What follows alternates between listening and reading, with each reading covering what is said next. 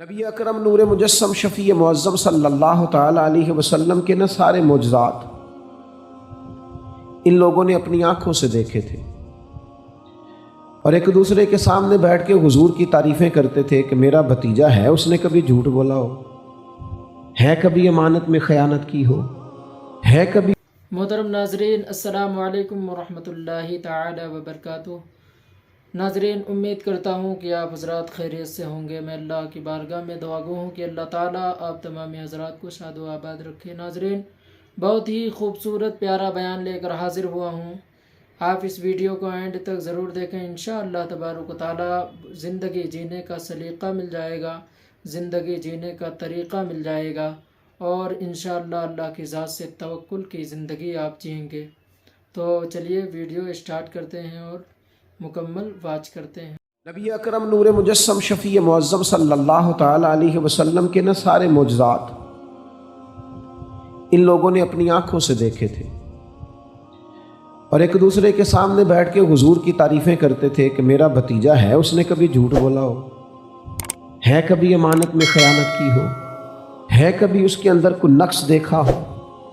وہ تعریفیں، وہ خوبصورتیاں، وہ رعنائیاں، لیکن جب حضور نے اعلان نبوت کیا نا، اب وہ جو خواہشات نفسانیہ تھی نا، وہ جو باطن کے اندر خواہشات مچلتی تھی، میں سردار ہوں، میرے ڈھیر سارے غلام ہونے چاہیے، میں کسی کو اپنا داماد قبول نہیں کرتا، لہذا بیٹی کو زندہ دفن کروں گا، میں یہ کیسے قبول کر لوں کہ غریب آدمی میرے برابر میں آ کے بیٹھ جائے، برادری کی اونچ نیچ کیسے چھوڑ دوں۔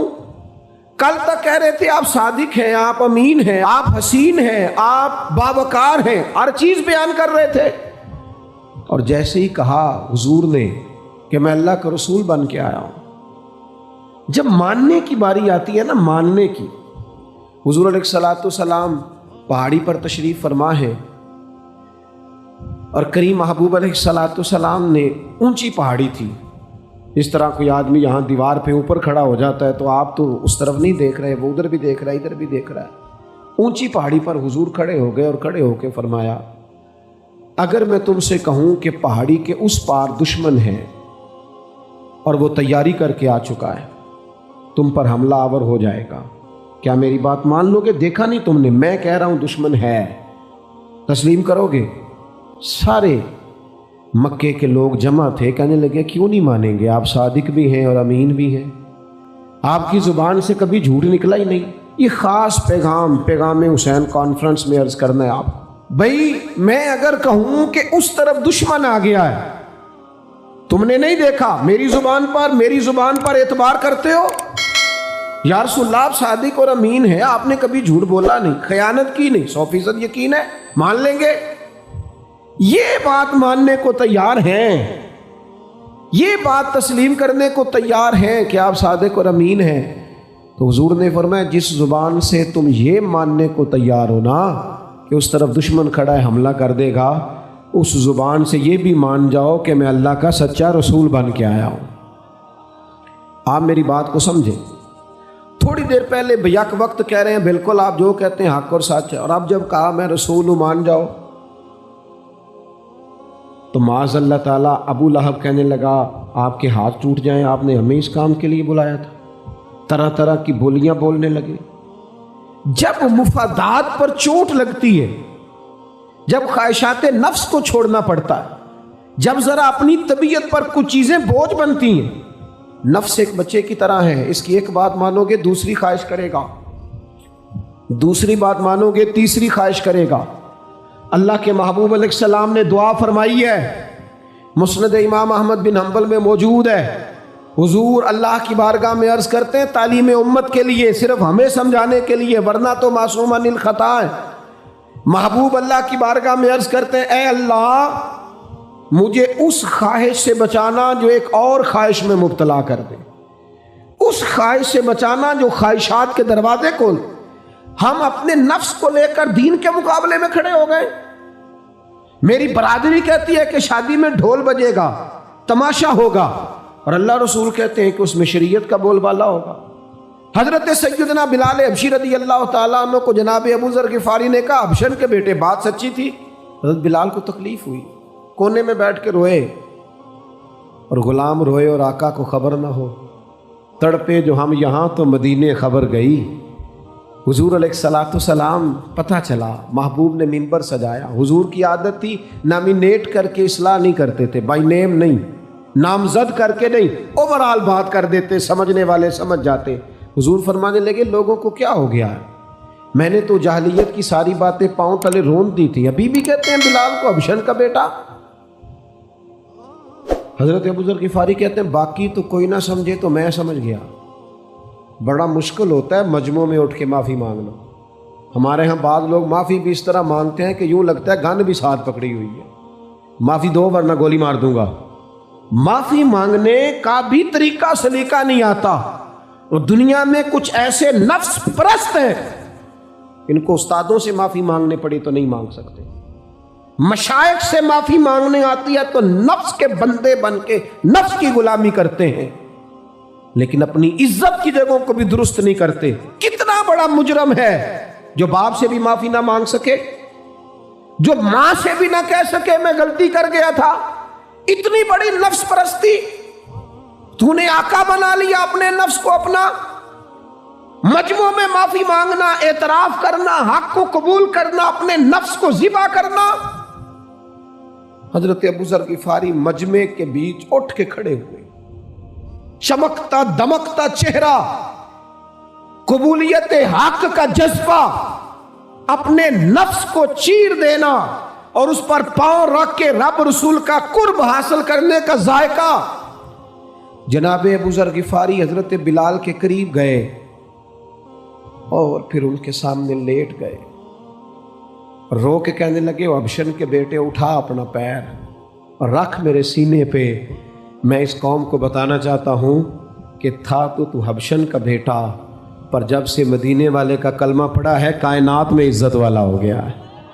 ये देखो किसने ज़र्रों को उठाया और सहरा कर दिया, किसने कतरों को मिलाया और दरिया कर दिया, किसकी हिकमत ने यतीमों को किया दुर्र यतीम और गुलामों को दुनिया भर का मौला कर दिया। हमारा नफ्स की ख्वाहिश बची, रिश्ते नहीं बचे। हमारे नफ्स की ख्वाहिश बची, ताल्लुकात नहीं बचे। नफ्स की ख्वाहिशें बची, हमारे अपने नहीं बचे। नफ्स की ख्वाहिशें बची, माल जमा हुआ, दयानतदारी नहीं बची, वादों की पाबंदी नहीं बची, तिजोरियां भर गई, रूहें उजड़ गई। बददियानती से रिस्के हराम से कमाया हुआ माल, कारें कोठियां बंगले बन गए, बातन उजड़ गया। इसलिए कि नफ्स की ख्वाहिश पूरी की। नफ्स के सामने अगर अंबिया की भी तालीमात आई, लोगों ने तकब्बुर किया, कत्ल तक कर दिया नबियों को, लेकिन अपने नफ्स की ख्वाहिश के खिलाफ जाने को तैयार न हुए। खुदारा वापिस आ जाओ, खुदारा। वक्त आया, ये वक्त बदलता रहा, ये दौर तब्दील होता रहा। लोगों ने अपनी बादशाहियां कायम करने के लिए बड़े बड़े कत्ल किए।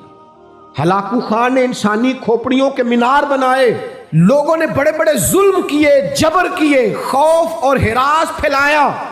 अपने इख्तिदार पक्के करने के लिए बड़े बड़े जबर किए। फिर क्या हुआ?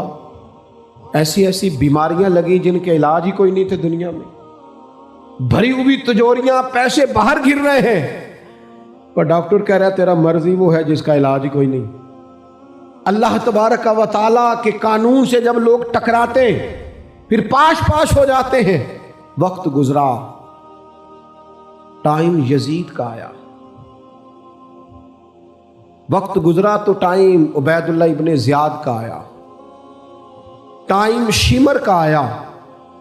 1450 साल गुजरने के बाद इस हजारों के मजमे में से एक एक बच्चे को हदीस याद है कि हसन और हुसैन जन्नती जवानों के सरदार हैं। बताओ, यजीद को नहीं आती थी, शिमर को नहीं पता था, कलमा तो पढ़ते थे ना ये। उबैदुल्लाह इब्ने ज़ियाद को नहीं पता था। नबी पाक अलैहिस्सलाम के कंधों पर हसनैन रहे, इन सब को पता नहीं था। ये जानते नहीं थे कि ये वो हसनैन करीमैन है जिनको हुजूर सुनते थे, फरमाते थे ये मेरे फूल हैं दोनों। क्या बात रजा उस चमनिस्तान करम की, ज़हरा है कली जिसमें हसन और हुसैन फूल। आज 1450 साल गुजरने के बाद उम्मत को हदीस आती है कि नबी पाक अलैहिस्सलाम ने फरमाया, जिसने हसन और हुसैन से प्यार किया उसने मुझसे प्यार किया, जिसने इनसे बुग़्ज़ रखा उसने मुझसे बुग़्ज़ रखा।